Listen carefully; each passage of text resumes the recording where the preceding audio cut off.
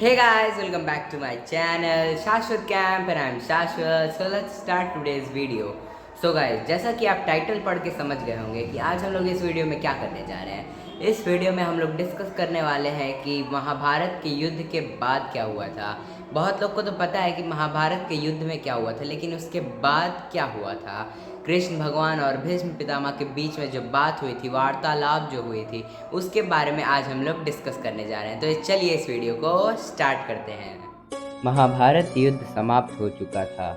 युद्ध भूमि में चारों तरफ योद्धाओं के फटे वस्त्र, मुकुट, टूटे शस्त्र, टूटे रथों के चक्के आदि बिखरे हुए थे और वायुमंडल में पसरी हुई थी घोर उदासी। गिद्ध, कुत्ते, सियारों की उदास और डरावनी आवाजों के बीच निर्जन हो चुकी उस भूमि में द्वापर युग के सबसे महान योद्धा भीष्म पितामह शरशैया पर पड़े सूर्य के उत्तरायण होने की प्रतीक्षा कर रहे थे। तभी उनके कानों में एक परिचित ध्वनि शहद खोलती हुई पहुंची। प्रणाम पितामह। भीष्म के सूख चुके होठों पर एक मरी हुई सी मुस्कुराहट तैर उठी और बोले, आओ देवकी नंदन कृष्ण, स्वागत है तुम्हारा। मैं बहुत देर से तुम्हारा ही स्मरण कर रहा था।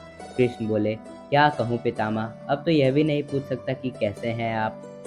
भीष्म पितामह चुप रहे। कुछ क्षण बाद बोले, कुछ पूछूं केशव, बड़े अच्छे समय से आए हो। संभवतः शरीर छोड़ने के पूर्व मेरे अनेक भ्रम समाप्त हो जाएंगे। कृष्ण बोले, कहिए ना पितामह। भीष्म पितामह ने कहा, एक बात बताओ कृष्ण, तुम तो ईश्वर हो ना। कृष्ण ने बीच में ही टोका और कहा, नहीं पितामह, मैं तो आपका पौत्र हूँ, ईश्वर नहीं। भीष्म उस घोर पीड़ा में भी ठहाके लगाकर हंस पड़े और बोले, कृष्ण, मैं अपने जीवन का स्वयं भी आकलन नहीं कर पाया। संभवतः नहीं जानता कि अच्छा रहा या बुरा, पर अब तो इस धरा से जा रहा हूँ कन्हैया, अब तो ठगना छोड़ दो। कृष्ण भीष्म पितामह के थोड़ा करीब आए और उनका हाथ पकड़कर बोले, कहिए पितामह, क्या पूछना चाहते हैं आप। भीष्म पितामह बोले, एक बात बताओ कन्हैया, इस युद्ध में जो हुआ ठीक था क्या। कृष्ण ने कहा, किसकी ओर से पितामह, पांडवों की ओर से या कौरवों की ओर से। भीष्म पितामह ने कहा, कौरवों के कृत्य पर तो चर्चा करने का अर्थ ही नहीं कन्हैया, पर क्या पांडवों की ओर से जो हुआ वो सही था। आचार्य द्रोण का वध, दुर्योधन की जंघा के नीचे प्रहार, दुशासन की छाती का चीरा जाना, जयद्रथ के साथ हुआ छल, निहत्थे कर्ण का वध, सब ठीक था क्या। कृष्ण ने कहा, इसका उत्तर मैं कैसे दे सकता हूँ पितामह, इसका उत्तर तो उन्हें देना चाहिए जिन्होंने यह किया है। उत्तर दे दुर्योधन का वध करने वाले भीम, उत्तर दे कर्ण और जयद्रथ का वध करने वाले अर्जुन। मैं तो इस युद्ध में कहीं था ही नहीं पितामह। भीष्म पितामह ने कहा, अभी भी छलना नहीं छोड़ोगे कृष्ण। विश्व भले ही कहता रहे कि महाभारत को अर्जुन और भीम ने जीता है, पर मैं जानता हूँ कन्हैया कि यह तुम्हारी और केवल तुम्हारी विजय है। मैं तो उत्तर तुम्ही से पूछूंगा कृष्ण। भीष्म पितामह के इतना कहते ही कृष्ण थोड़ा गंभीर स्वर में बोले, तो सुनिए पितामह, कुछ बुरा नहीं हुआ, कुछ अनैतिक नहीं हुआ, वही हुआ जो होना चाहिए। भीष्म पितामह ने कहा, यह तुम कह रहे हो केशव, मर्यादा पुरुषोत्तम राम का अवतार कृष्ण कह रहा है। यह छल तो किसी युग में हमारे सनातन संस्कारों का अंग नहीं रहा, फिर यह उचित कैसे हुआ। कृष्ण ने कहा, इतिहास से शिक्षा ली जाती है पितामह, पर निर्णय वर्तमान की परिस्थितियों के आधार पर लेना पड़ता है। हर युग अपने तर्कों और अपनी आवश्यकताओं के आधार पर अपना नायक चुनता है। राम त्रेता युग के नायक थे, मेरे भाग में द्वापर आया था। हम दोनों का निर्णय एक सा तो नहीं हो सकता पितामह। भीष्म पितामह ने कहा, मैं कुछ समझ नहीं पाया कृष्ण। कृष्ण ने कहा, पितामह, राम और कृष्ण की परिस्थितियों में बहुत अंतर है। राम के युग में खलनायक भी रावण जैसा शिव भक्त होता था, तब रावण जैसी नकारात्मक शक्तियों के परिवार में भी विभीषण जैसे संत हुआ करते थे।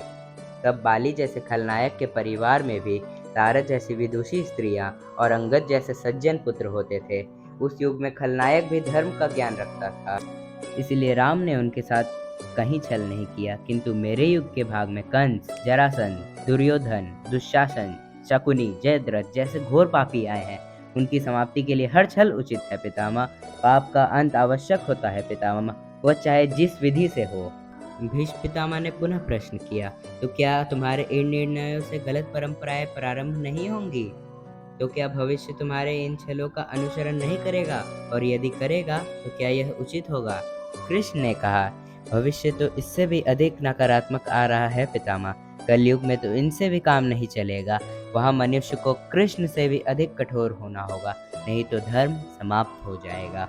जब क्रूर और अनैतिक शक्तियाँ सत्य एवं धर्म का समूल नाश करने के लिए आक्रमण कर रही हो तो नैतिकता अर्थहीन हो जाती है पितामह। तब महत्वपूर्ण होती है विजय, केवल विजय। भविष्य को यह सीखना ही होगा पितामह। भीष्म पितामह ने पूछा, क्या धर्म का विनाश हो सकता है केशव? और यदि धर्म का नाश होना ही है तो क्या मनुष्य इसे रोक सकता है? कृष्ण ने कहा, सब कुछ ईश्वर के भरोसे छोड़कर बैठना मूर्खता होती है पितामह। ईश्वर स्वयं कुछ नहीं करता, केवल मार्गदर्शन करता है। सब कुछ मनुष्य को ही स्वयं करना पड़ता है। आप मुझे भी ईश्वर कहते हैं ना, तो बताइए ना पितामह, मैंने स्वयं इस युद्ध में कुछ किया क्या? सब पांडवों को ही करना पड़ा ना। यही प्रकृति का संविधान है। युद्ध के प्रथम दिन यही तो कहा था मैंने अर्जुन से, यही परम सत्य है। कृष्ण की बातों को सुनकर भीष्म पितामह संतुष्ट लग रहे थे। उनकी आंखें धीरे धीरे बंद होने लगी। उन्होंने कहा, चलो कृष्ण, यह इस पृथ्वी पर अंतिम रात्रि है, कल संभवतः चले जाना होगा। अपने इस अभागे भक्त पर कृपा करना कृष्ण। कृष्ण ने मन ही मन कुछ कहा और भीष्म को प्रणाम कर लौट चले। पर युद्ध भूमि के उस डरावने अंधकार में भविष्य को जीवन का सबसे बड़ा सूत्र मिल चुका था।